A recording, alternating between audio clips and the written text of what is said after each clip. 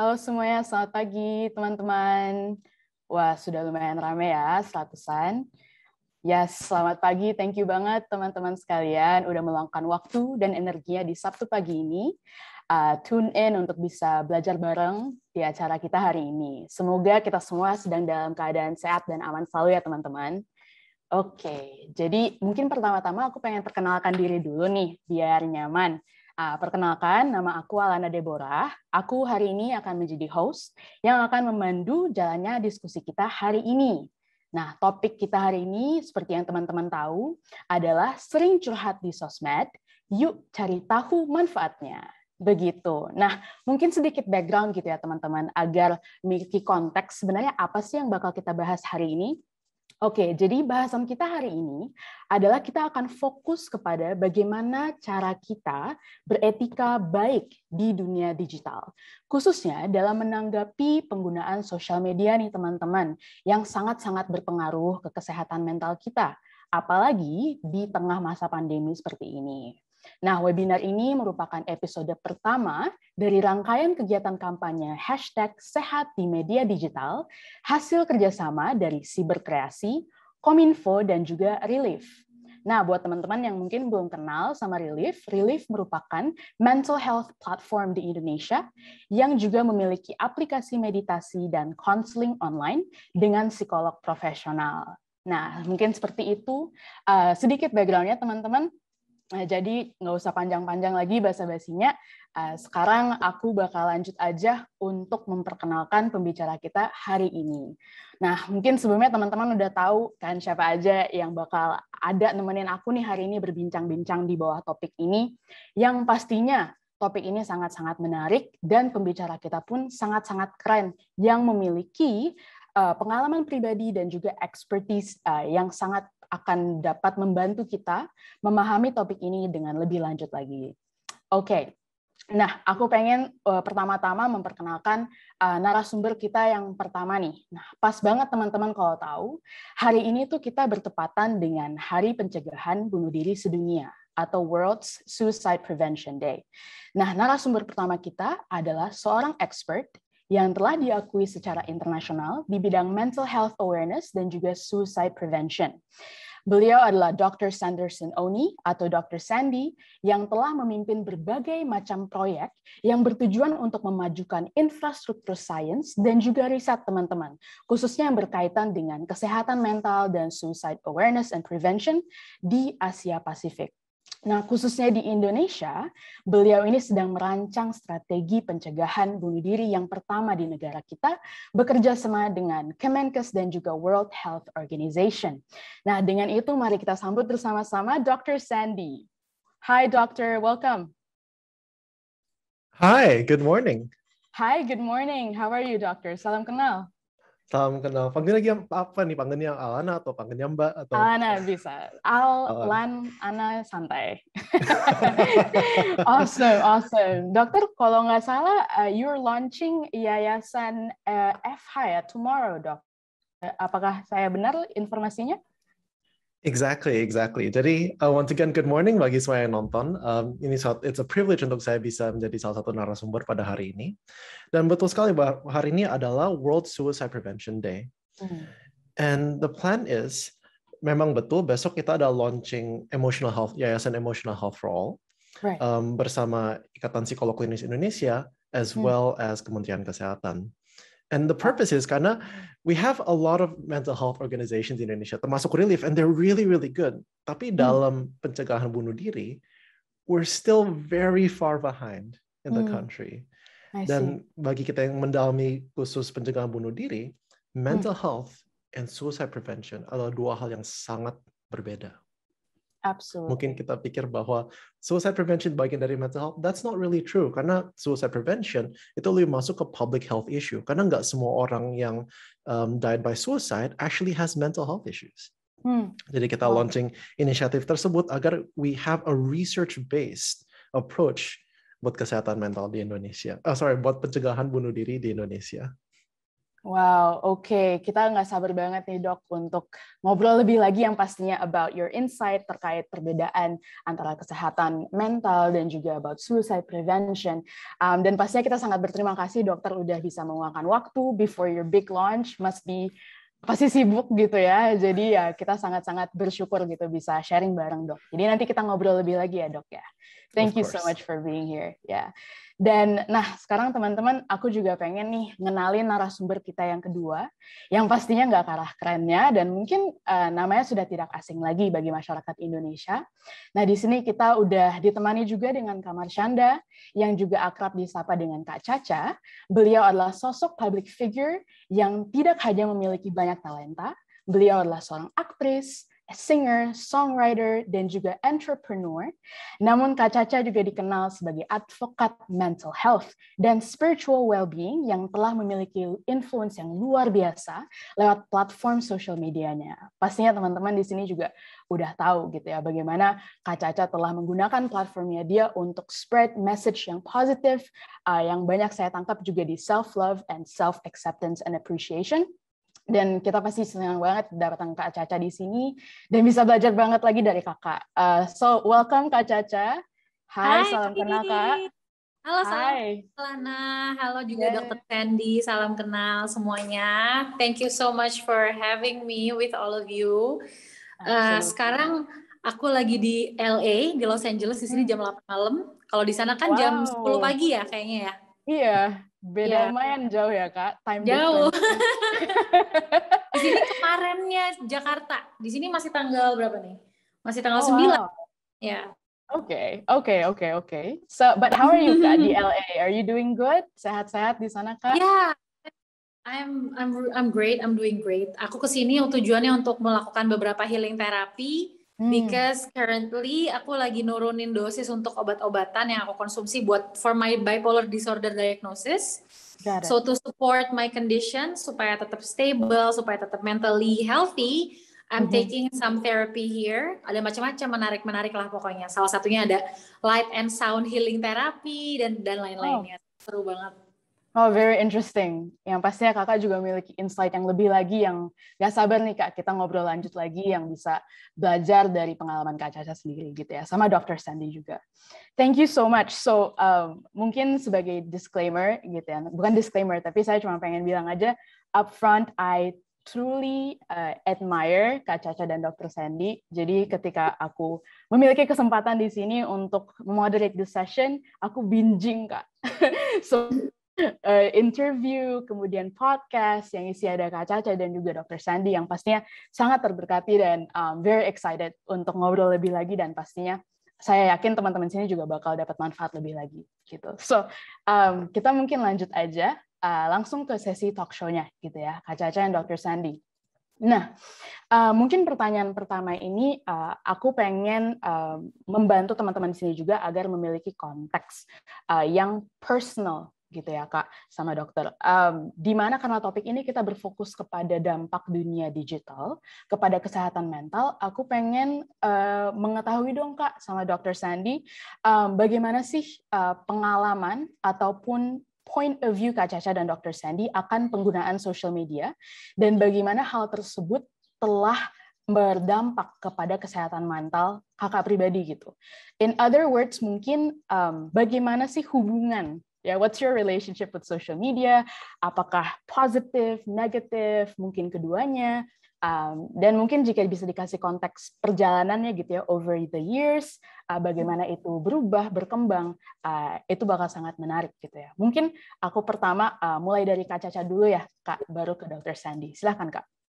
Oke, kalau aku, my relationship with social media, through time itu berubah ya. Kalau dulu aku masih lebih semuanya aku terima gitu. Jadi I follow just everyone that I know or everything that I'm interested in, itu semua aku follow. Nah kalau sekarang aku lebih melimit karena dalam konteks menjaga kesehatan, misalnya kita jaga kesehatan badan kita kan akan cuman makan makanan yang sehat, yang gizinya baik buat badan kita. Tapi sebenarnya for our mental health juga penting untuk memberi makan kepala kita, otak kita informasi dan energi dari surroundings, termasuk dari social media platform, itu informasi yang sehat buat kita, yang uplifting, yang inspiring, yang relatable sama kita, of course, but will not drag us down. Jadi aku follow orang aja, mungkin aku bisa follow banyak, tapi kalau misalnya aku kayak mau unfollow tapi nggak enak, takutnya nanti dia ngerasa gimana, I will mute them. Aku bakal mute. So whenever I look at my Instagram timeline, I will only see inspiring, uplifting, enlightening information dan education for my mental health gitu. Dan so I make my Instagram tuh it's like a choice actually. Jadi kita bisa menjadikan social media itu sumber segala informasi masuk, tapi kita nggak kefilter, yang kadang-kadang bikin kita anxious, overwhelmed, ngerasa down bahkan. Atau kita bisa jadiin itu platform di mana apa yang masuk bermanfaat, dan tentunya sebaliknya apa yang kita keluarkan di social media kita kepada orang lain, kepada followers kita, itu juga bermanfaat buat mereka mudah-mudahan gitu. So it's something that is we can mold, we can create it gitu. Itu menarik banget sih Kak. Aku suka banget ketika Kakak point out bagaimana ada sistem filter gitu ya, and how it has developed over the years gitu ya Kak. Jadi kayak memiliki relasi yang berbeda gitu. Awalnya mungkin semuanya diikutin, namun aku rasa the right word to say it adalah Kakak peka gitu ya, dampak dari non-filtered information ini apa ke kesehatan mental Kakak. That's very good. That's a very good thing. So mungkin aku mau ulik lebih lagi nih Kak.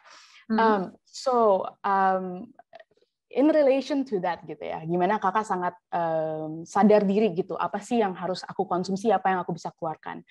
Aku melihat Kakak di platform sosial media Kakak, di Instagram, di TikTok, recently I discovered it too, dan juga in YouTube gitu ya.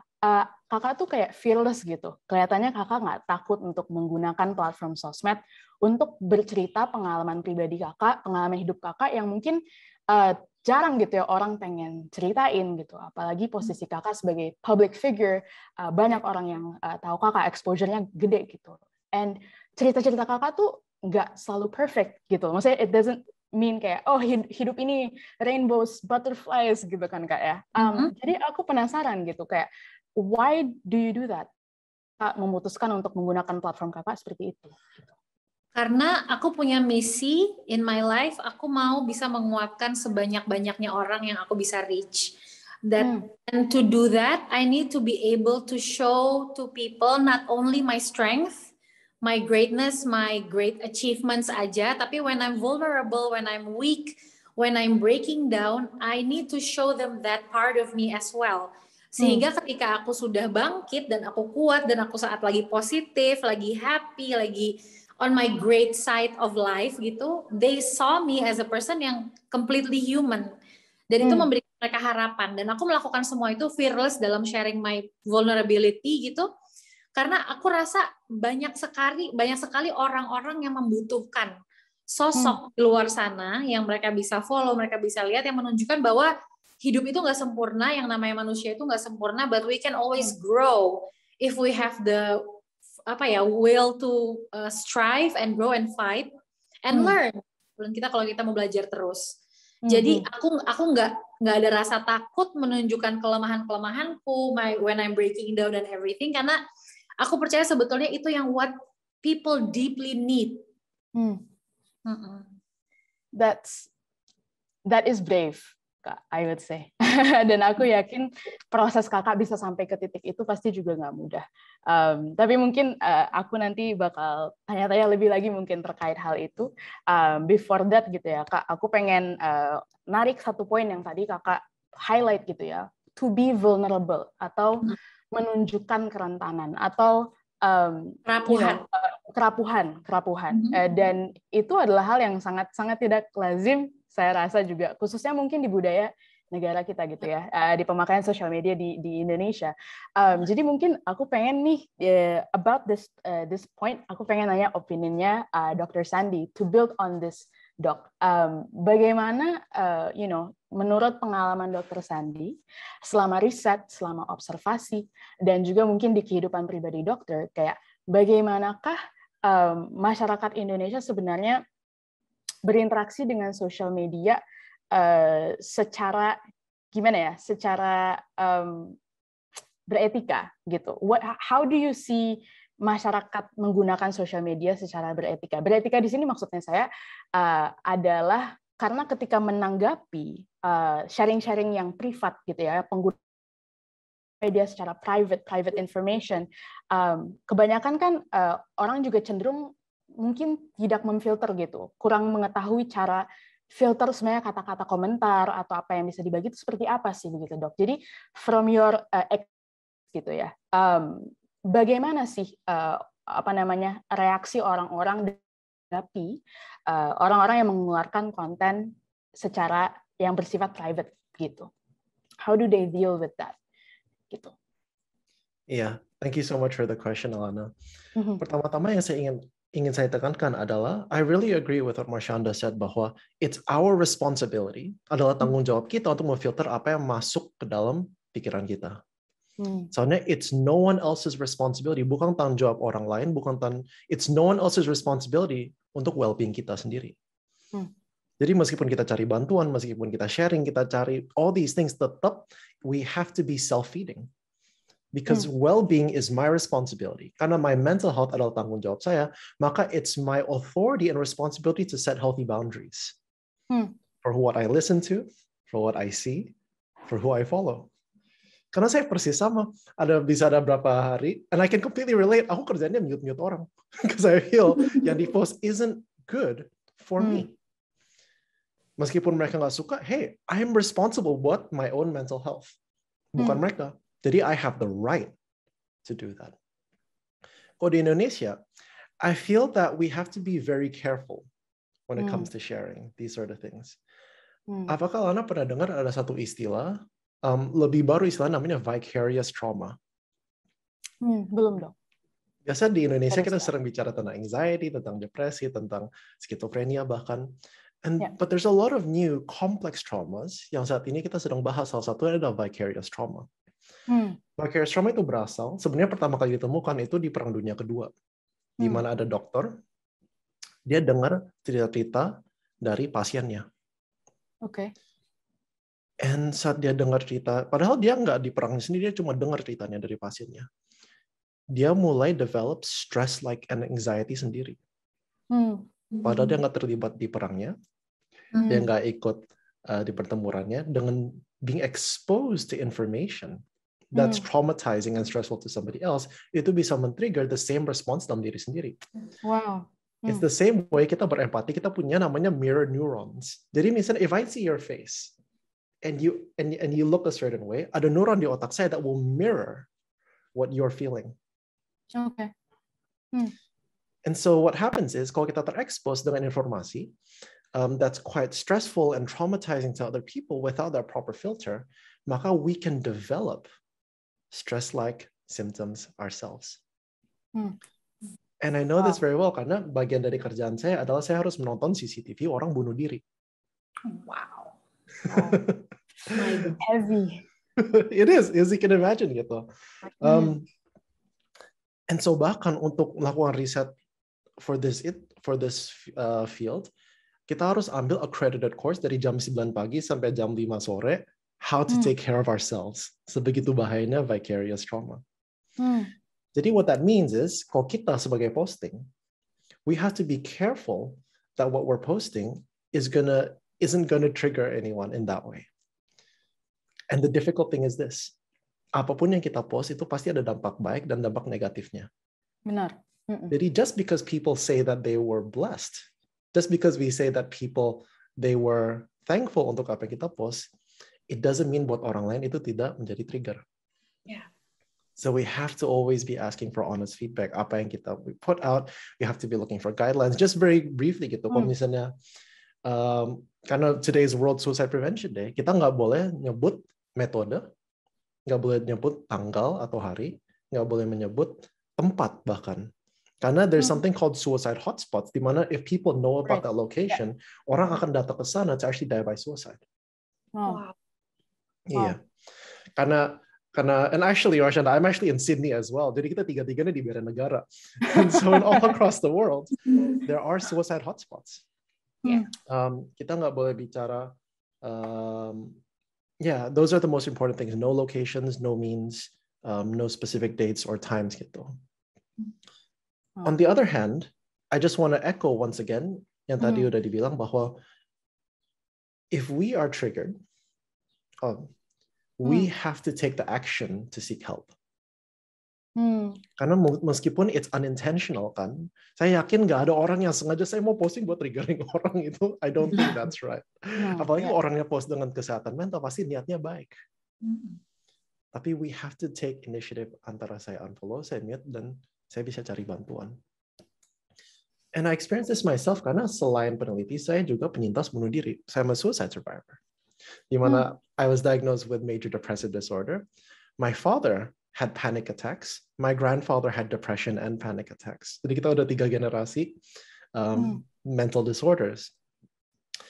And so especially if someone is suicidal, and if somebody is depressed gitu, kita nggak tahu if sesuatu yang kita anggap it's fine could actually push them over the edge. And so that's why I have to be very careful with what I share as well. Karena I share in a lot of public forums, in a lot of talks gitu. And so that's what I think is itu sih. We need better guidelines on what we should do, what we shouldn't do. Karena the problem is this. Kalau ada efek negatif, seringkali we don't know about it. Yeah. Nah, okay. Sorry, do you want to continue? Of course. No. Oke, aku punya pertanyaan. Mungkin ini tertuju untuk keduanya gitu ya, Dr. Sandi sama Kak Marshanda. As someone yang pernah gitu ya menceritakan probably your personal mental health struggles, probably in social media or maybe to the people around you gitu ya.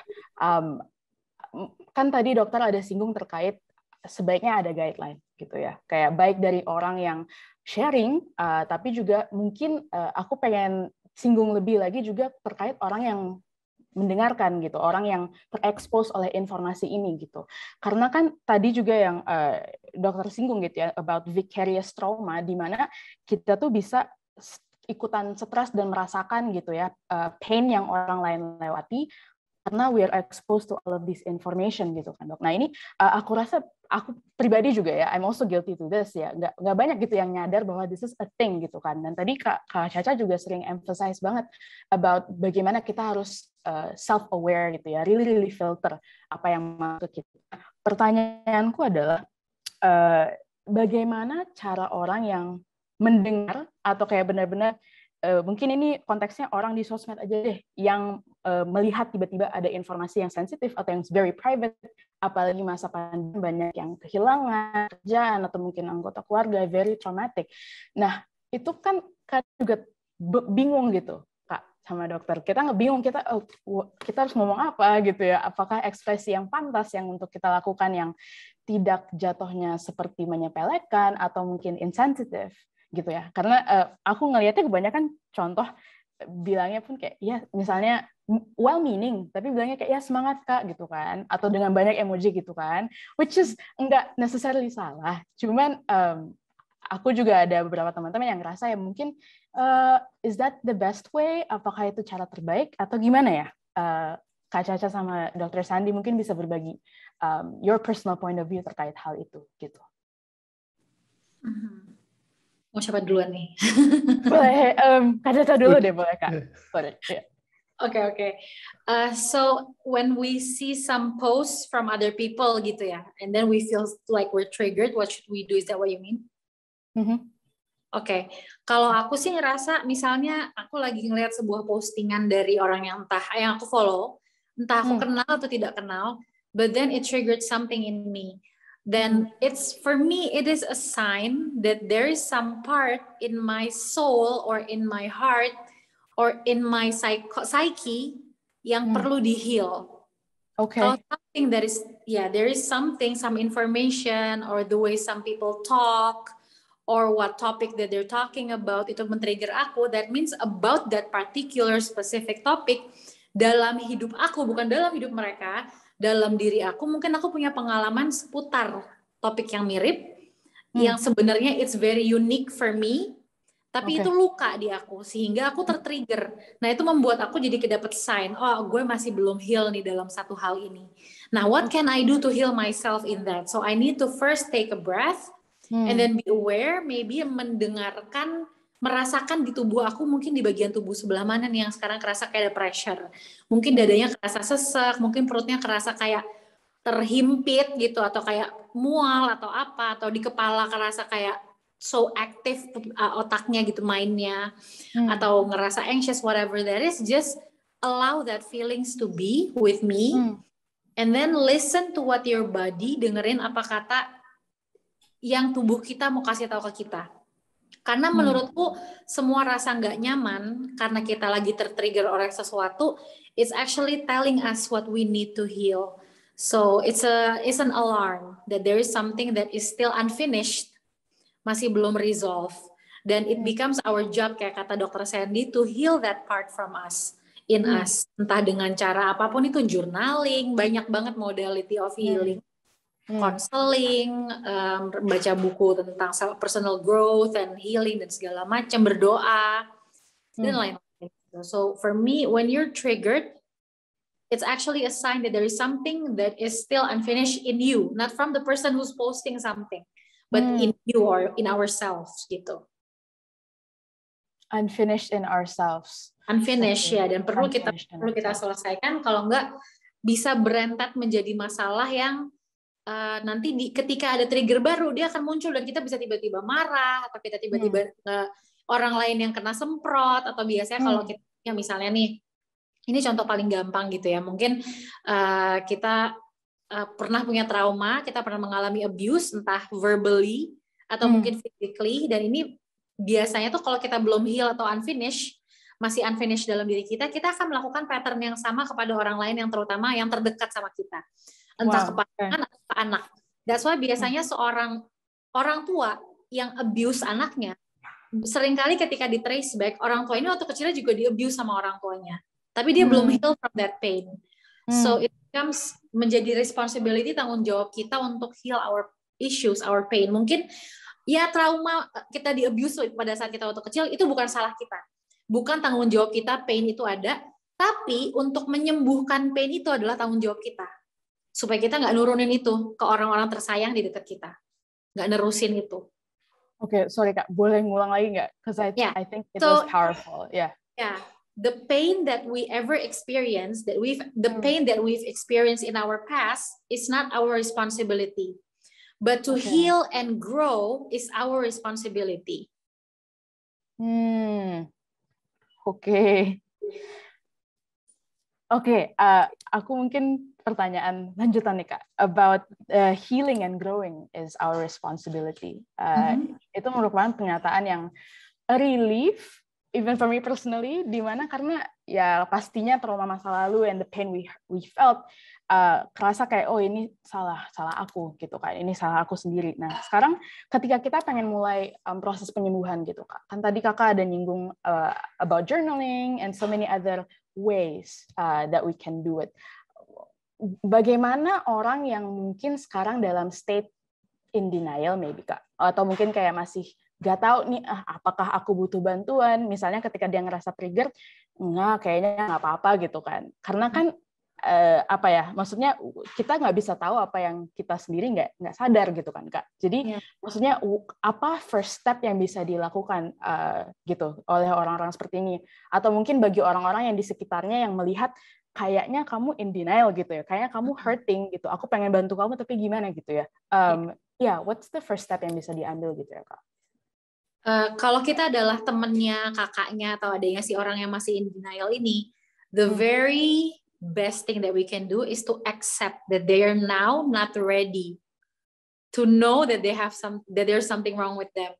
Karena kita cuma bisa menolong orang yang mau ditolong. Inisiatifnya mesti datang dari mereka. Kayak seberapapun kita kenal psikolog yang sebagus apapun, konselor sebagus apapun, gitu, we know all these resources for them to heal. When they're not ready, mereka nggak akan pakai itu. So it's kita butuh kebesaran hati juga dari kita untuk menerima bahwa ini chapter dalam hidup mereka, orang ini, di mana mereka masih belum menerima atau bahkan mereka belum aware aja that there is something that you need to heal, sayang, misalnya someone that we love gitu ya, because you're in pain but it seems like you don't want to see it gitu. Tapi karena mereka belum siap mungkin, because it's so painful, it's not like easy to handle juga kan untuk menerima pain. So butuh kebesaran hati untuk menerima where people are in their lives, what chapter they're in gitu. Yes, that's also heavy. Tetapi itu benar banget, Kak. Dan maksudnya aku yakin teman-teman sini juga pasti sangat relate itu. Kadang-kadang ada orang-orang juga yang punya apa ya, nggak tahu istilahnya, mungkin pengen jadi hero. We want to help other people who we know that kalau gue ini udah go through my healing journey, you have to go through your healing journey juga because it's so good. Bener. Ada sindrom kayak, jadi I want to be your savior. Padahal nggak bisa kita kayak gitu, karena ya healing mereka di tangan mereka, bukan di tangan kita gitu. Oke. Thanks so much for that, Kak. Jadi itu mengekspansi gitu ya realita struggle orang dengan healing from trauma, especially kalau disambungin lagi gitu sama social media. Kadang orang yang ngelihat itu kan gemes gitu ya, kadang mungkin gitu, misalnya apalagi kalau saya kenal deket gitu kan, aduh gitu, kayak miris gitu hati saya juga, gimana caranya gitu. Tapi kan kalau nggak di welcome ya, nggak, maksudnya healing has to come from within gitu kan, Kak. Tadi Kakak bilang. Dan mungkin aku kembali lagi dengan poin pertanyaan tadi ke Dr. Sandi gitu, Dok.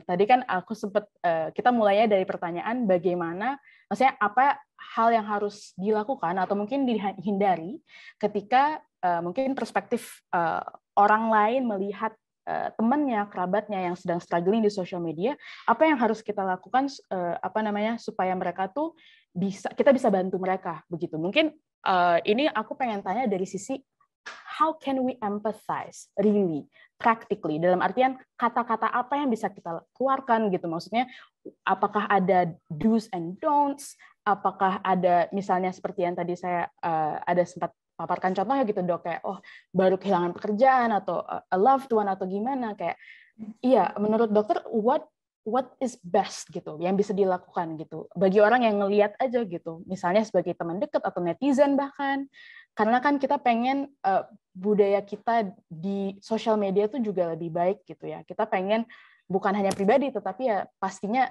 masyarakat Indonesia, aminnya juga semuanya bisa belajar lebih baik lagi kita beretika di sosial media begitu, Dok. Jadi I want to hear your perspective seperti itu.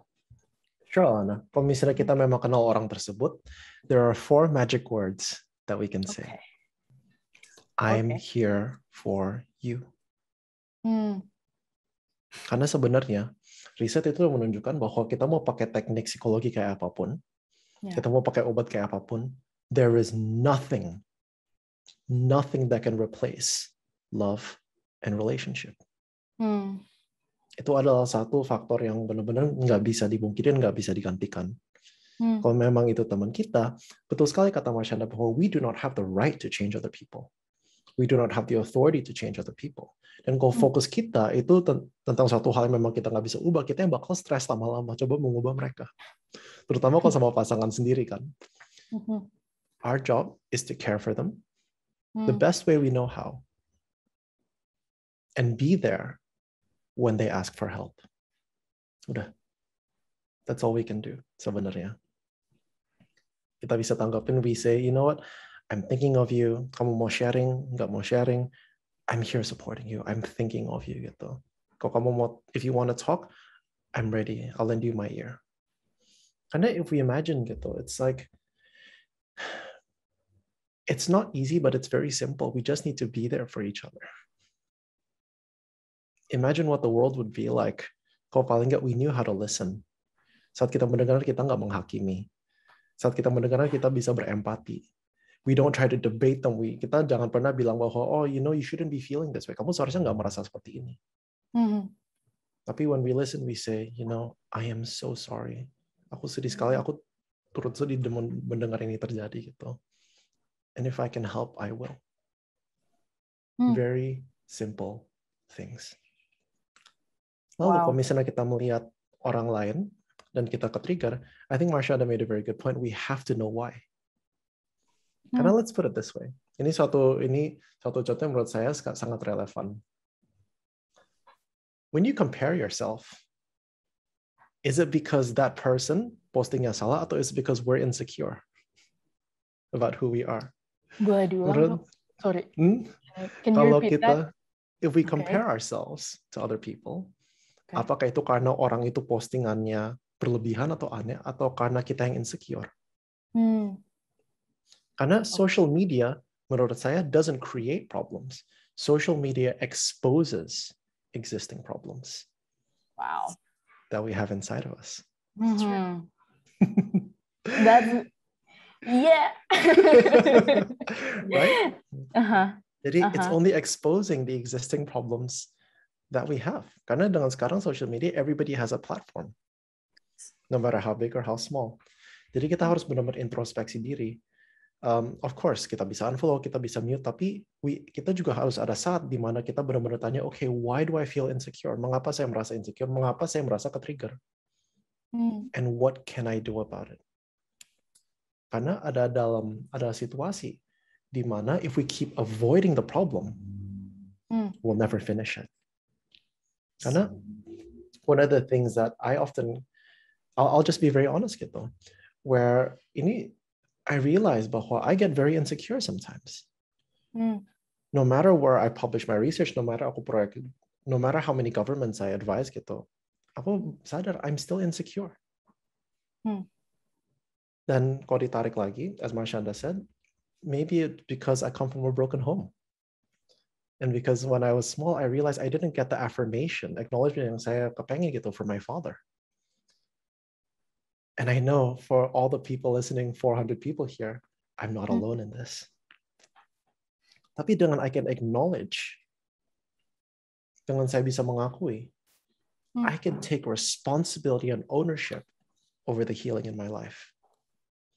Tapi you cannot fix what you do not acknowledge.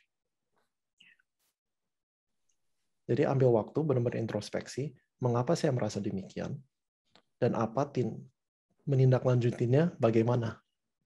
Apakah saya curhat ke teman, apakah saya harus ketemu konselor, apakah saya unfollow, atau bahkan saya mute? Iya. It's it's huge.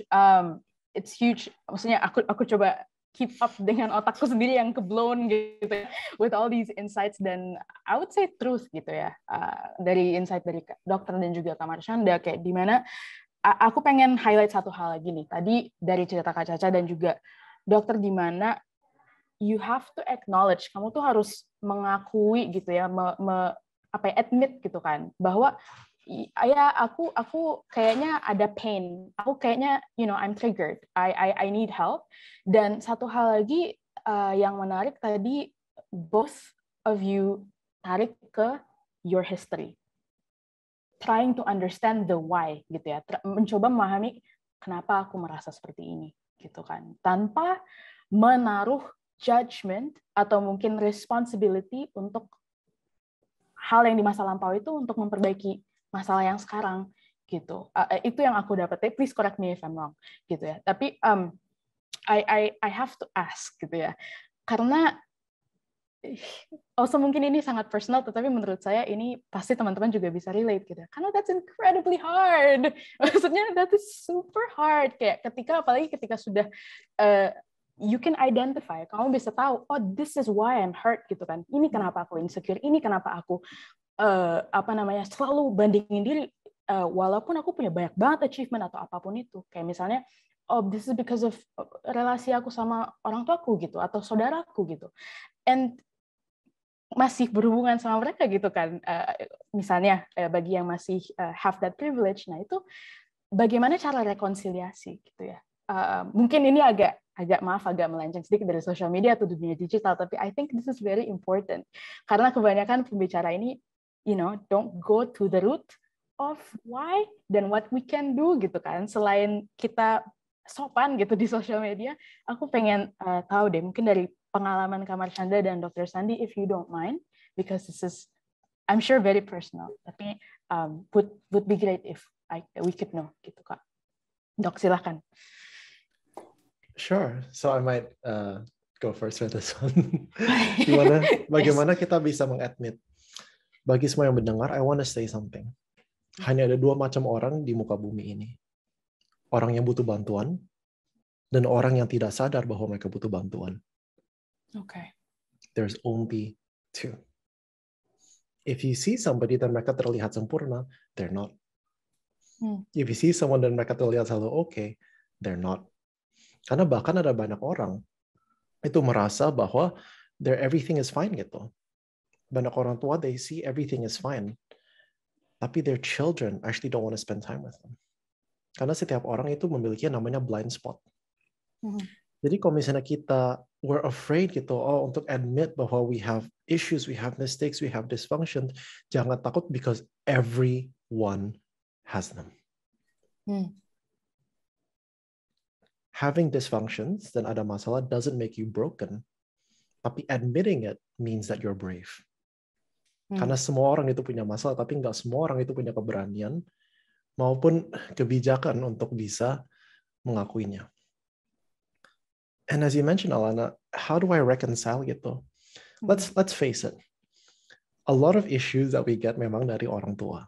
They love us, they do their very best, tapi nggak bisa dipungkiri.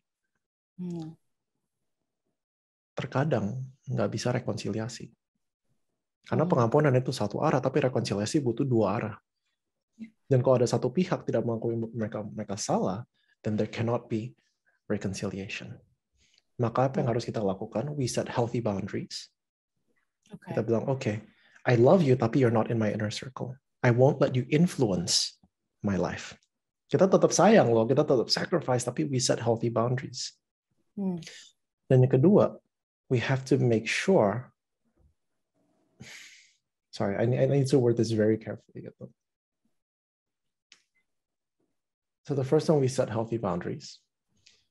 And the second one is we need to make sure we don't repeat the same thing. Kenapa? Budaya kita di Indonesia, kalau kita rentan, kalau kita rapuh, it's seen as a weakness. Tapi saya mau bilang for all the 400 people here today bahwa hanya orang yang bijaksana, hanya orang yang berani, hanya orang yang secure dengan siapa mereka dirinya sendiri, itu yang bisa rapuh dan bisa terbuka. So if you have people yang bantu, menjaga kita supaya kita nggak melakukan hal yang sama, orang yang sees our blind spots, then they'll help us. Karena when I asked my father gitu, why did you leave us? Aku rasa sebagai anak aku ditinggalkan gitu, and it took me 20 years to get over that. Jawabannya, saya pikir, he would apologize. Jawabannya malah, you know what, you should be thankful I stayed that long. And saya harus mengakui bahwa, okay, closure, healing is my decision. Bukan di tangan orang lain, melainkan di tangan saya sendiri. Yeah, that's what I want to say. Thank you so much. Thank you. Yeah.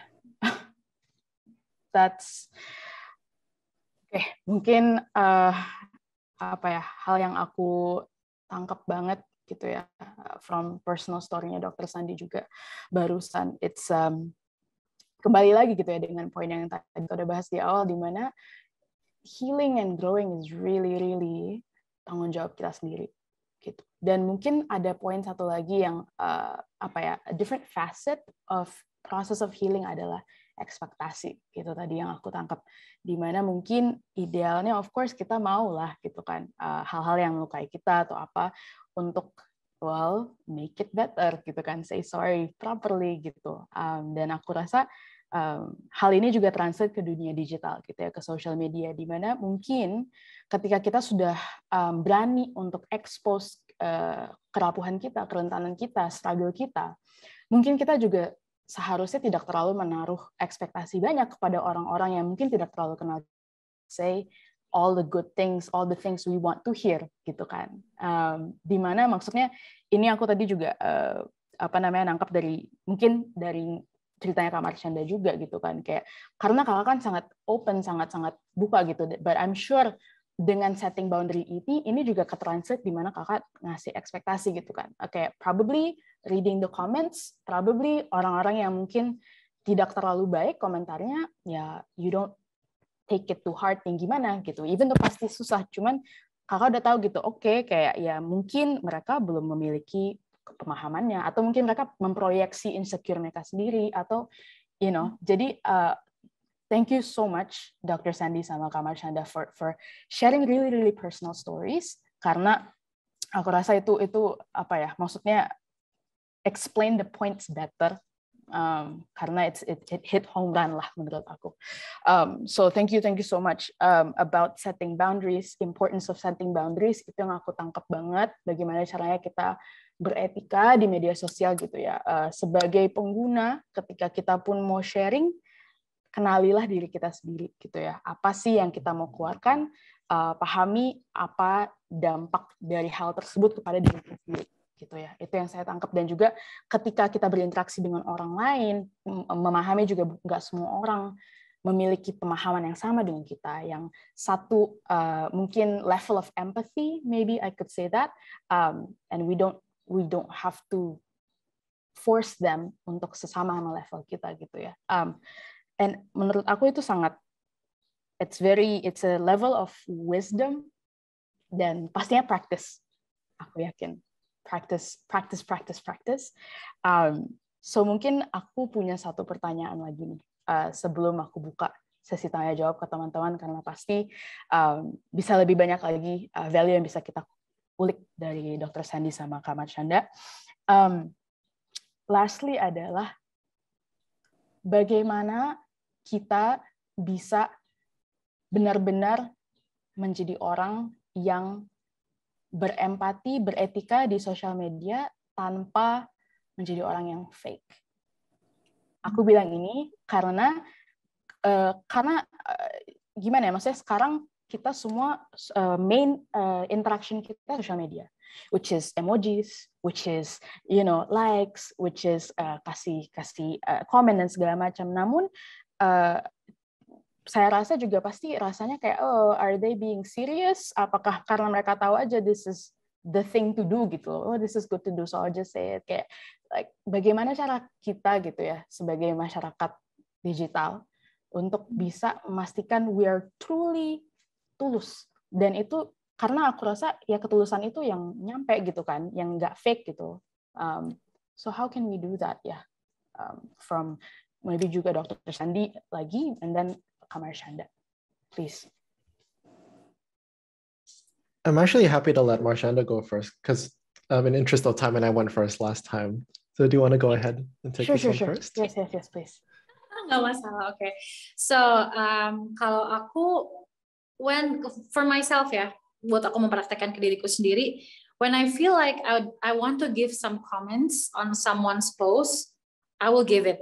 Tapi when I don't feel like it, because at that moment mungkin I just had a very tiring day, aku lagi nggak mood, tapi I feel like I want to support this person, but I feel like lagi nggak mood aja ngasih komen, so I will not do it.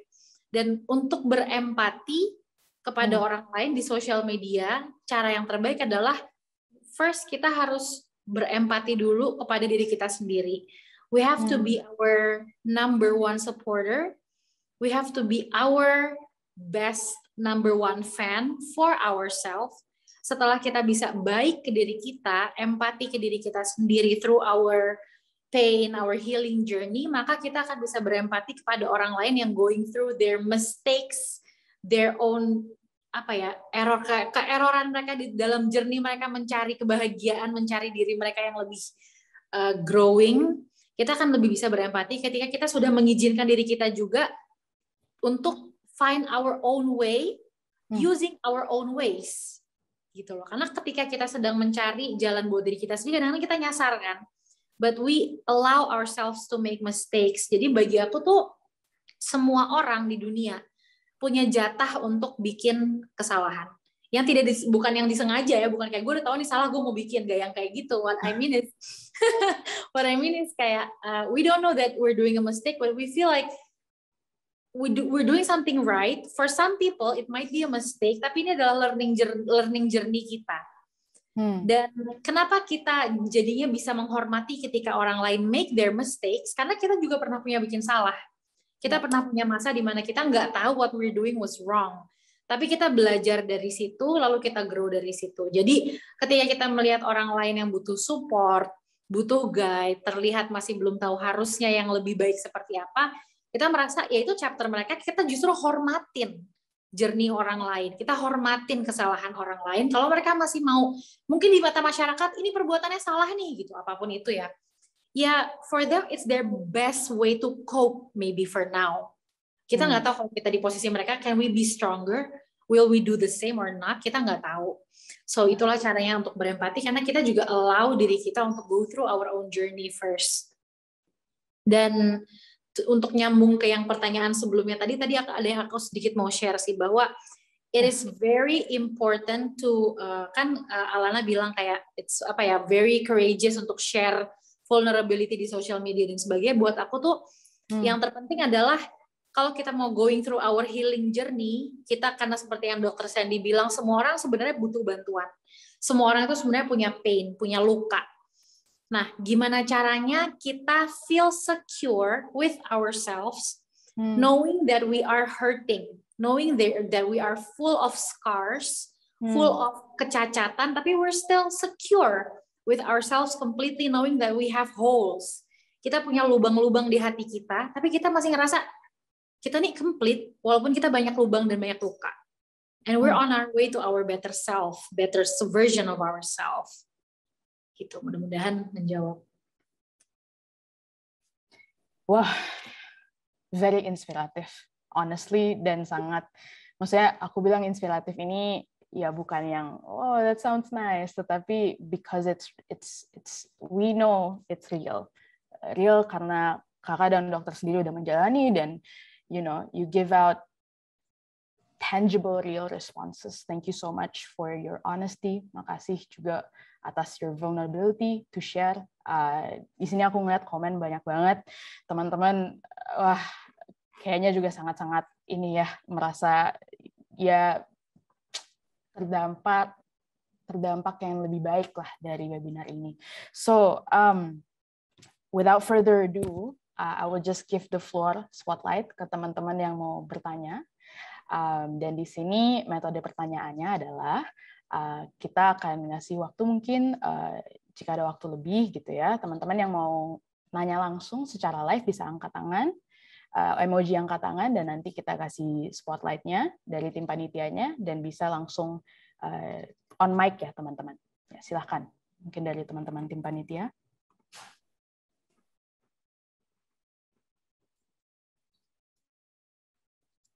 Bisa dikasih ke teman yang angkat tangan.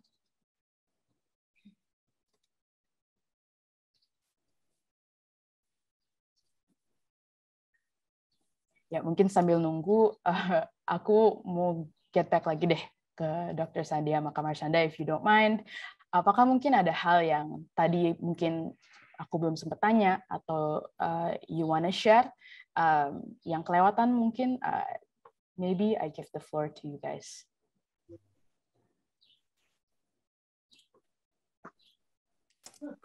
Maybe I have one thing.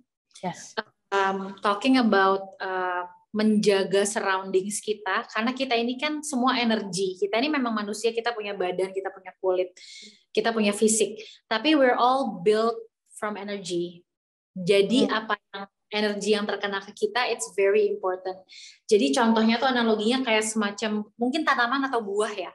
Anggaplah kita ini seperti buah yang butuh habitat yang baru bisa berkembang, tumbuh subur kalau lingkungan sekitar kita itu suhunya dingin, temperaturnya, ada matahari, kita disiram air setiap hari dan sebagainya.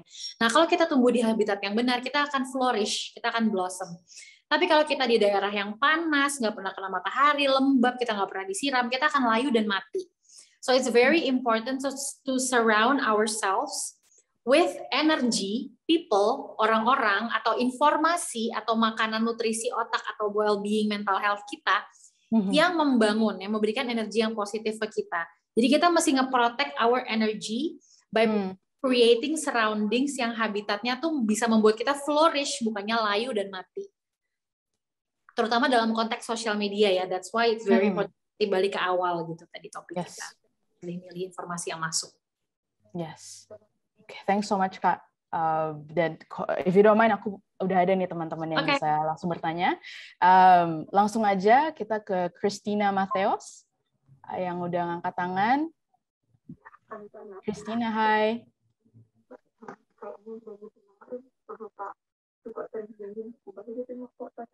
Christina, sorry banget, gak kedengeran suaranya, Christina. Iya, Kak. Yes. Hai. Hai. Silakan. Halo? Iya, Kak. Ya, silakan pertanyaannya, Christina. Pertanyaan ini khusus untuk Kak Marsyanda. Hai, Kak Marsyanda. Halo, Kak Christina. Dan saya. Akhir-akhir ini, Kak, seringkali kan kita melihat fenomena orang-orang yang suka meluapkan perasaannya di medsos. Tidak hanya curhat, tapi kadang-kala mereka juga sering memposting kutipan-kutipan yang memang bertujuan untuk menyindir seseorang. Tapi, nah, bagaimana tanggapan Mbak Caca sebagai public figure menanggapi hal ini, dan apakah ada pengaruhnya terhadap mental orang lain yang membaca atau melihat hal-hal tersebut, serta apa sih yang membuat seseorang ingin sekali curhat di medsos? Ya, terima kasih, Kak. Sama-sama. Oke, kalau dari aku tanggapannya mungkin di sini kita bisa set boundaries ya, di mana kita membiarkan kita gimana ya istilahnya, we let other people be themselves, walaupun itu nggak sesuai dengan prinsip kita, yang kita tahu kalau gue jadi lo, gue nggak bakal ya posting kayak gitu, misalnya something like that. Dan kalau misalnya itu mengganggu kita, itu berarti ada sesuatu sebenarnya dalam diri kita, seperti yang aku bahas di awal tadi. If something triggers us, then there is something about that particular topic atau that part in us that needs to be diperhatikan lebih sama kita. Nah, tapi kalau misalnya kita cuma ngerasa kayak kenapa sih ini orang gini banget gitu, dan maybe ya mungkin orang itu mungkin melakukan sesuatu yang kurang bijak dengan postingannya, and just let them be. If it bothers you, then ask yourself, kenapa gue ngerasa terganggu? Kenapa aku ngerasa terganggu gitu dengan itu? Kenapa aku ngerasa jadi anxious atau kepikiran? What is it in me that wants to be heard by me? Gitu. Dan kenapa orang banyak yang lebih suka curhat di sosial media? Mungkin karena nggak semua orang tahu gimana cara memproses emosi dan perasaan mereka dengan cara yang sehat, atau mereka mungkin nggak punya wadah, mereka nggak punya orang-orang di sekeliling mereka yang penuh dengan acceptance ketika mereka menceritakan emosi yang tidak nyaman. Karena kenapa? Kita itu dari kecil di seluruh dunia, nggak cuma di Indonesia. Lihat deh kalau misalnya seorang ibu punya bayi, atau suster pegang bayi, gendong bayi lagi nangis, itu apa yang dilakukan? What we will do commonly secara umum tuh pasti kita akan oh tuh lihat ada binatang apa tuh, ada cicak di langit-langit, coba lihat tuh. Kita either shutting them off, atau ngedistract anak bayi itu untuk melihat sesuatu yang lain. Dengan kata lain, bayi kita termasuk. Kita dari kecil aja, dari masih bayi udah belajar bahwa oh ternyata orang yang paling penting dalam hidupku, orang yang paling aku sayang nomor satu dalam hidupku, itu tidak akan menerima kalau aku meluapkan overwhelming emotions atau uncomfortable feelings in front of them. They will shut me down, atau mereka akan nggak mau denger aja pokoknya. Kita udah belajar itu dari kita bayi. It's in the culture. So that's why banyak sekali orang yang memilih social media platform untuk curhat, karena we don't know what else to do. Kita nggak tahu gimana caranya. Nah sekarang gimana caranya? Apakah mungkin kalau kita mau curhat di sosial media, tapi sambil kita curhat, kita punya mission. Apa missionnya? Mungkin kita punya misi, kita pengen be relatable. Kita pengen bisa orang lain merasakan bahwa kita sama dengan mereka, tapi di balik curhat yang kita lakukan, kita juga ada message. Apa sih pembelajaran yang kita dapetin dari masalah yang sedang kita lalui, yang kita curhatin itu?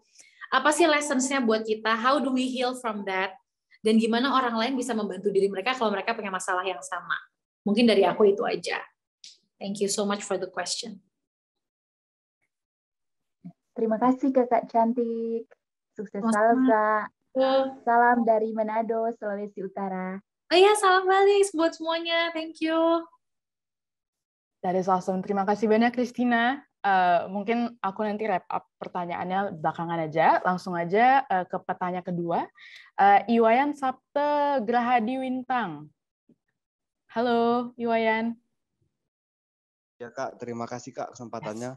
Silakan. Izin bertanya kepada dua narasumber, kepada Dr. Sandi dan Kak Caca. Pertanyaannya, saya ingin mengurangi keseharian saya untuk bersosmed, tapi itu sangat susah sekali karena saya selalu teringat ke sosmed terus Kak.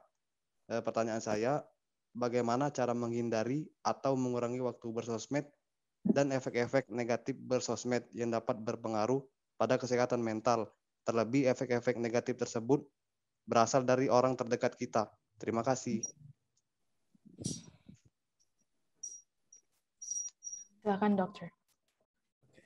Terima kasih untuk pertanyaannya, Mas. Jadi, yang pertama, seringkali kita pakai sosial media sebagai distraction.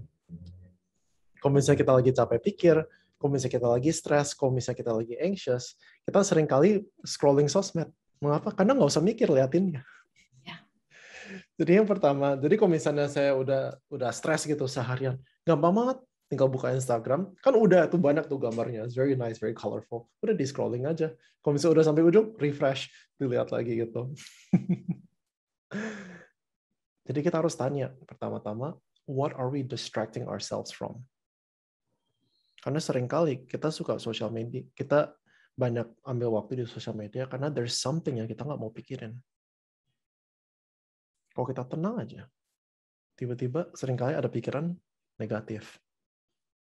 Jadi kita harus stop, kita introspeksi, oke, what am I avoiding? Apa yang saya, bahasa Indonesia apa ya? Ya, what am I avoiding gitu. Hindari.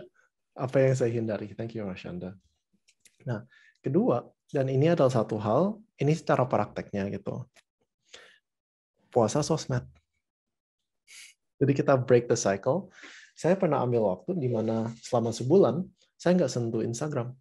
Saya nggak sentuh social media. And the wonderful thing about that is setelah kita puasa sosmed atau puasa certain things, we become less hungry for it. Beda ya sama makanan, kalau puasa makanan, of course you're hungry gitu. Cuman kalau misalnya things like social media, things yang jadi distractions, ini bisa bukan cuma social media, ini bisa drama Korea, bisa Netflix, all that sort of things, bisa nonton YouTube. If we take time dengan kita puasa, we become less and less and less dependent, we become less and less and less hungry for it. Cuman seringkali kalau kita lakuin ini kan agak susah kan. Jadi kalau bisa jangan lakuin sendirian. Kumpul berapa teman, and we go, you know what? Let's go on a social media fast. Bisa cuma 1 minggu doang. And you already begin to see benefits-nya. Iya, menurut saya seperti itu prakteknya. Oke. Thank you, Dr. Sandi. Gimana, Wayan? Udah mencukupi kah? Atau mungkin Kak Marshanda mau tambahkan? Silahkan, Kak. Aku kurang lebih setuju sama Dr. Sandi sih, karena ketika kita, seperti tadi Mas Wayan bilang, pengen puasa social media. Pertama, mungkin kalau misalnya susah, mungkin bisa step by step kali ya, mungkin dengan by muting. Mute orang-orang yang kita rasa postingannya tuh mengganggu kita, atau postingannya hanya apa ya, maybe toxic atau unhealthy for our well-being, kita mute mereka dulu. Terus kalau misalnya masih ngerasa dan follow account-account social media yang keluarin banyak konten yang uplifting, yang inspiring, itu juga sangat membuat jadi social media itu sumber inspirasi, malah bukan sumber stres, bukan sumber anxiety gitu. Dan juga bener banget kata Dr. Sandy, di mana apa yang sebenarnya sih kita pengen coba nggak rasain, yang semestinya tuh yang sebenarnya butuh perhatian kita. Karena apa? Semua perasaan negatif yang ada dalam diri kita, mereka tuh ada di sana untuk kita acknowledge keberadaannya. They need to be heard. They are there to be felt. Gimana caranya kita berhenti ngerasa sedih? Adalah dengan ngerasain kesedihan itu. Maka kita akan berhenti sedih. Sedih itu akan pergi dari our body, our system, our heart.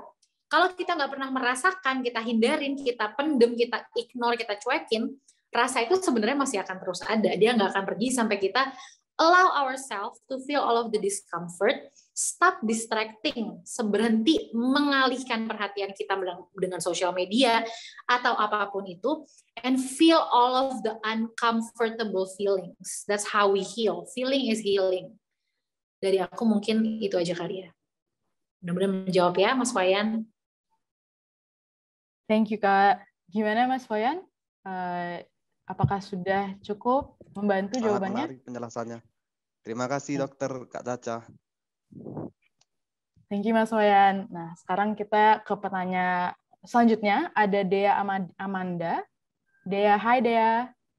Hai Kak, suara saya silakan. terdengar? Yes, kedengaran jelas. Selamat siang, Assalamualaikum Kak Caca dan Dokter Sandi. Sebenarnya pertanyaan saya tadi sudah terjawab semua, tapi yang menjadi penasaran saya itu terkait anxiety tersendiri, sendiri itu ya. Maksudnya kecemasan setelah men-share cerita kita ke sosial media. Oke, setelahnya lega gitu. Cuman malah menambah kecemasan yang baru gitu. Nah, bagaimana untuk men-stop itu? Nah, kan kalau misalnya memang di-stop, tadi kan dijelaskan juga kalau misalnya di-stop malah jadi numpuk-numpuk gitu. Nah, kalau misalnya udah numpuk gitu, kita biarkan saja, apa nanti di tahun-tahun berikutnya akan kayak memunculkan, ini saya kenapa ya? Jadi kita tidak paham gitu sesuatu terhadap diri kita gitu. Gimana untuk menghadapi itu? Itu sih Mbak. Boleh mungkin dari Kak Marshanda mau menanggapi dan Dr. Sandi bisa menambahkan juga. Silakan. Iya, mungkin kalau dari aku, kenapa kita saat anxious, kita coba sharing ke sosial media lalu menimbulkan lebih banyak anxiety. Karena mungkin kita mengira-ngira, nih orang bakal bilang apa nih terhadap postingan yang barusan gue publish misalnya gitu. Mungkin we can do how we heal ourselves differently this time. Kalau biasanya kita coba healing diri sendiri, healing anxiety kita dengan posting, coba this time journaling. Nulis di kertas yang kita nggak perlu orang lain tahu itu. Kita coba tuliskan apa yang kita rasakan, kita curahkan di tulisan yang tanpa perlu kita nanti itu akan dikomentarin sama orang. Gimana kita memproses semua itu dan fully feeling all of the feelings completely sambil nulis. Lalu setelah kita tulis, kita baca ulang sampai puas rasa dalam hati kita curahkan semuanya dan format tulisannya mau bebas, bisa free flow, bisa mau ngomong apapun, kita keluarin yang mungkin kita nggak mungkin sampaikan langsung kepada orang yang berkaitan, misalnya kalau kita punya anxiety karena seseorang, lalu sesudahnya bisa kita entah kita bakar, entah kita robek, atau mau disimpan sebagai ya tanda bahwa kita pernah melewati proses healing seperti ini misalnya. Jadi maybe kali ini coba dengan cara yang berbeda, tapi nggak dengan cara posting. Karena mungkin yang membuat anxiety-nya jadi bertambah karena itu dia, kita memprediksi orang bakal ngomong apa, terus kayak, oh ini orang kok malah nggak ngerti sih, maksud gue kan bukan gitu. Kok dia malah kasih komentar yang makin bikin gue down, gue udah lagi down. Karena memang semua orang nggak punya kapasitas untuk selalu mengerti kita kan, gitu loh. Jadi mungkin coba dengan journaling yang untuk pribadi dulu sendiri aja. Kalau dari aku mungkin gitu. Iya, thank you very much. Kalau gitu mungkin saya tambahkan sedikit. Benar sekali tadi kata Mas Shanda bahwa kita mengira-kira orang bakal kata apa. Dan seringkali kita anxious karena we're hoping orang akan encourage kita. Oh ini dapat responnya seperti apa? Apakah orang akan encouraging? Apakah orang akan acknowledge my vulnerability? Tapi kenyataannya we cannot control other people. So I'm gonna say something. Memang if we have no other choice, kalau kita nggak ada pilihan lain, social media is satu tempat di mana kita bisa mengeluarkan isi hati. Tetapi mendapatkan encouragement atau support dari social media tidak akan pernah bisa menggantikan personal relationship. Menurut saya itu yang menjadi prioritas pertama. Jadi kalau kita ada pilihan antara kita sharing dengan orang dekat dan kita sharing dengan orang di social media, mungkin di social media lebih banyak yang lihat, lebih banyak yang acknowledge, lebih banyak yang kasih likes gitu. Tapi itu sangat temporary. Dan kita harus hati-hati that we're not only doing that untuk mendapatkan acknowledgement gitu. Karena it's very quick, it's very nice gitu. It's like, yes, people encourage me and then it disappears. Tapi masalahnya kalau kita terus-terus itu, we become hungry for more. We become more attention. Karena if you know the research gitu, saat orang mendapatkan likes atau respons di social media, there's a brain chemical that's released. Similar to drugs, actually. Makanya banyak orang bisa kecanduan mendapatkan afirmasi dari social media. Jadi first thing, memang find another way, journaling is a good idea, tapi find that personal relationship. Kenapa personal relationship lebih konsisten? Personal relationship itu bisa lebih dalam bicaranya, nggak cuma satu arah atau kutipan-kutipan kecil. Personal relationship itu bisa lebih ada dialognya. Dan personal relationship, they know who you really are. Karena no matter how vulnerable kita coba di social media, it's still only a snapshot dari kehidupan kita. Iya, menurut saya seperti itu sih. Thank you so much, Dr. Sandi dan juga Kak Caca. Gimana Dea? Apakah sudah cukup? Sudah cukup, cuman saya jadi terpikir pertanyaan yang lain. Apakah boleh? Boleh. Terkait alasan kita untuk mencurahkan itu gitu. Bagaimana kalau misalnya alasan kita itu karena memang kita tidak punya teman, kesepian gitu. Lalu memposting itu, tetapi dengan alasan kita sebenarnya punya teman gitu untuk bercerita, untuk mencurahkan apapun. Mereka dengan sangat terbuka gitu mendengarkan cerita kita. Tetapi ada rasa yang ketidakpercayaan kepada teman kita itu sangat tinggi gitu. Itu gimana ya supaya menjauhkan itu dari kita gitu. Itu sih. Silakan mungkin dari Dr. Sandi dulu kalau mau respon, dan Kak Marshanda bisa tambahkan. Thank you. Sure. Jadi pertanyaan tadi satu, kalau misalnya memang we have no other place, dan kedua kalau misalnya kita cerita sama teman, tapi kita rasa nggak gitu percaya sama mereka, what do we do about it? Jadi yang pertama, memang, tapi pilihannya itu nggak cuma social media atau teman dekat. There's lots of different ways. Ada chat counseling, ada support group, ada there different groups even on Facebook, even on Instagram, di mana kita mungkin bisa berdialog lebih banyak tentang apa yang kita rasakan. Jadi kalau misalnya kita nggak ada orang sekitar kita, dan kita mau share ke social media, nggak apa-apa, we can share, cuman jangan pikir itu cuman, there's more than two choices. Karena ingat, kita yang bertanggung jawab atas kita punya well-being, bukan tanggung jawab mereka untuk datengin kita yang harus cari. Di mana saya bisa share, di mana saya bisa dapat personal relationship, di mana saya bisa cari, di mana saya bisa berdialog soal masalah ini. Yang kedua, kalau kita share sama orang, dan kita nggak percaya, emang benar, ini kadang-kadang terjadi. Yang kita harus ingat adalah, seringkali it comes from our own insecurity. Dan kenyataannya, terkadang ada orang yang kita share, dan mereka responnya nggak baik. Seperti cerita saya tadi, it's vulnerable, it's scary to ask. Tapi saat kita nggak mendapat respon baik, it can be disappointing. And saya nggak bisa bilang bahwa, oh, it's in your imagination, karena kenyataannya nggak. Banyak sekali responnya nggak akan baik. Yang pertama, make sure kita pilih teman sharing kita well. But hopefully it's not somebody yang kita baru kenal, tapi somebody that we have history with. Somebody that we know yang sayang sama kita, and then we love them back gitu. Nggak usah tentunya pasangan, tapi sebagai teman. Yang kedua adalah saat kita share, kita nggak usah share semuanya sekaligus. Karena every person has deep, dark secrets. Kan? Kita nggak usah pertama kali share, oh everything gitu yang kita, we can share step by step and we build the relationship. Jadi itu bertahap. Cuman the greatest way untuk kita melawan ketakutan adalah we do it. Dan saat kita melakukannya, lama-lama kita realize it's not as scary. Kalau memang mereka nggak cocok, the problem is with them. Maksudnya kalau mereka responnya nggak benar, artinya the problem is with them, not with you.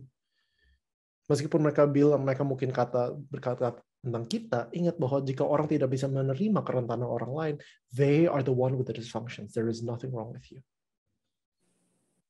So we be secure, nggak apa-apa. We move on to the next one. Iya, seperti itu. Thank you, Dok. Kak Caca, apakah ada yang mau ditambahkan, Kak? Mungkin udah lengkap dari Dr. Sandy, very helpful. Thank you. Thank you, Dea. Apakah sudah menjawab pertanyaannya? Sudah sangat menjawab sekali. Terima kasih Dr. Sandi dan Kak Caca. Thank you banget, Dea. Yes, teman-teman, dengan berhati-hati aku harus sudahin nih sesi Q&A-nya. Mohon maaf banget jika ada pertanyaan yang nggak bisa terfasilitasi, karena ya kita terbatasan waktu. Namun, aku yakin di sini tadi banyak banget hal-hal yang bisa kita tarik dari diskusi ini.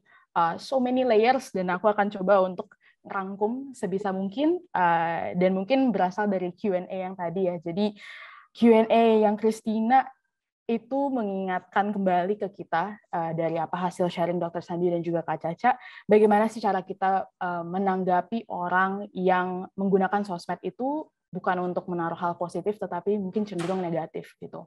Di mana tadi jawabannya Kak Caca adalah ya kalau kita tuh harus bisa berempati gitu ya. Kita harus bisa paham bahwa mungkin perjalanan orang lain itu nggak sama kita. Mungkin dia emang nggak tahu lebih better aja gitu. Dan kita shouldn't judge them, tapi ya kita bisa memproteksi diri kita sendiri gitu ya. Dengan pembahasan sebelumnya, di mana kita bisa mencoba filter lagi, kita punya feed, kita kurasi informasi yang kita dapatkan, make sure itu benar-benar yang adding value gitu. Dan juga ketika kita pun memilih untuk curhat di media sosial, tadi aku suka banget statement terakhir Kak Caca adalah harus ada misinya gitu. Jadi make it a mission untuk kita ketika kita vulnerable, ketika kita being real di social media, supaya kita tuh bisa relate ke orang lain dan bisa membantu sama-sama gitu melewati kesusahan hidup atau mungkin tantangan yang dihadapi dan bisa menjadi bantuan bagi satu sama lain. Seperti itu. Dan hal kedua juga tadi di pertanyaan yang kedua dari Iwayan itu highlight sebenarnya masalah yang sangat relatable ya, mungkin general tapi sangat relatable di kita semua, di mana social media can be very distracting, sangat mengkonsumsi waktu kita, full scrolling 10 menit menjadi berapa jam gitu ya. Dan bagaimana cara kita untuk menahan diri kita, untuk mengontrol diri kita, tadi jawaban dari Dr. Sandi juga meng-highlight kembali bahwa ada pentingnya untuk pertama-tama kita pahami dulu, selain tips and tricks, kenapa sih kita pengen terdistract gitu ya? Apa sih sebenarnya yang kita maksudnya what are we running away from, seperti itu. Dan itulah akar dari distraction ini gitu ya. Dan banyak tips and tricks yang bisa dilakukan seperti puasa social media gitu ya. Seperti tadi juga yang filtering orang-orang yang kita dengar, yang kita interaksi, dan juga muting notification gitu ya. Jadi kita nggak hilang waktu dan juga mungkin sangat cemas, agitated gitu dikit-dikit ngelihat notification seperti itu. Nah, itu hal-hal yang bisa kita lakukan untuk lebih sadar diri dan juga memproteksi diri kita sendiri. Bagaimana sih caranya kita menjadi pengguna sosial media, bukan sosial media yang menggunakan kita, seperti itu. Nah, tadi aku pengen tambahin lagi dengan apa yang sudah kita dengar dari sharing Kak Caca, Dr. Sandi dan teman-teman, pertanyaannya bahwa ketika kita pun memilih untuk sharing hal-hal yang mungkin private, ketika kita merasa tertrigger atau mungkin merasakan hal-hal yang tidak nyaman gitu ya, kita di-encourage untuk feel everything gitu. Feeling is healing gitu ya. Jadi jangan takut bahwa ketika kita vulnerable itu sebenarnya kita tuh choose to be brave gitu ya. Jadi bravery atau courage, orang yang sebenarnya berani itu bukan berarti mereka tidak merasakan ketakutan, tetapi mereka memilih untuk mau menghadapi ketakutan tersebut dan juga mau gitu untuk lebih baik, untuk sembuh dan menjadi orang yang lebih baik lagi, khususnya di media sosial, seperti itu. Dan another one yang terakhir, yang pertanyaan ketiga gitu ya, sangat interesting terkait ketika kita sudah mencoba untuk beretika gitu ya, kita sudah mencoba conscious, kita mencoba berempati, ketika kita mau healing misalnya melewati social media dan kita sudah meluapkan perasaan kita, apa yang harus kita lakukan ketika kita ternyata seperti merasa itu backfire gitu ya, seperti itu menjadi saya jadi anxious lebih lagi gitu kan, apa yang harus saya lakukan?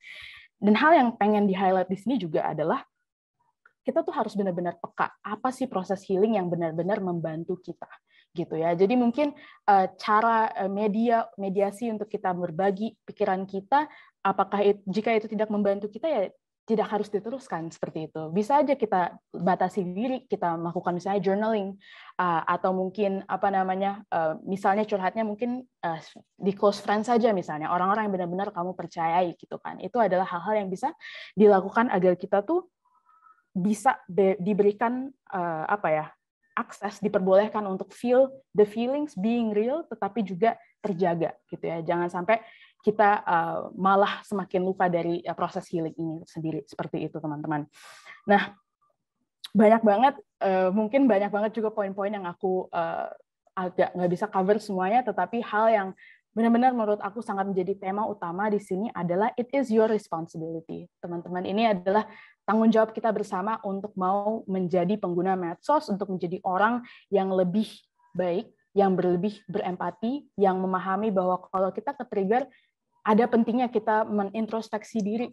Kenapa sih kita bisa merasakan hal ini? Dan jangan takut untuk kita tindak lanjuti gitu. Tadi juga Dr. Sandy udah bilang bahwa acknowledgement is the beginning of the healing process. Tapi untuk step selanjutnya itu adalah responsibility-nya kita. Jangan takut untuk seeking help gitu teman-teman. Kalaupun kita sadar, oh ada orang-orang yang nggak baik untuk kita, tadi juga untuk proses rekonsiliasi saya juga pengen highlight. Pertama, we can set healthy boundaries gitu ya. Jadi nggak apa-apa gitu. Yang penting kita sama-sama melindungi diri kita. Yang kedua, kita juga jangan mengulangi hal yang sama, kesalahan yang sama seperti itu. So ya, thank you banget teman-teman, thank you banget Dr. Sandy dan juga Kak Caca. Maaf banget ini mungkin sedikit run over gitu ya. Jadi mungkin sudah pesan-pesan terakhir. Ya, sudah didapatkan gitu ya pesan-pesannya. So lastly, mungkin aku pengen ngingetin teman-teman untuk isi post-testnya, surveinya gitu ya, untuk mendapatkan e-certificate dari acara hari ini, teman-teman. Dan juga if you guys want to stay in touch ke Dr. Sandy dan Kak Caca yang pastinya bisa keep in touch with their social media atau mungkin other platforms yang ya mereka update apa yang mereka lakukan bisa ke situ juga. Dan juga sesuai janji ya teman-teman, ini kita ada pengumuman pemenangnya gitu ya, secepat aja.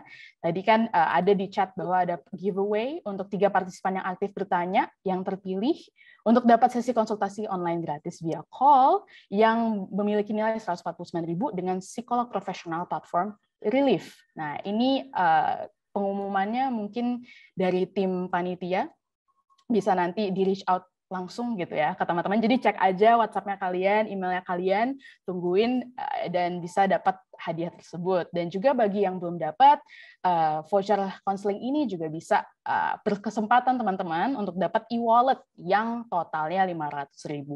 Caranya adalah cukup kalian aktif, posting di Instastory, abis ini tag Relief, tag Siberkreasi, share insight yang kalian dapat, dan pemenang juga akan diumumkan malam ini oleh panitia. Jadi udah segitu aja, aku salam pamit untuk Kak Caca dan juga Dr. Sandy. Thank you so much atas waktunya.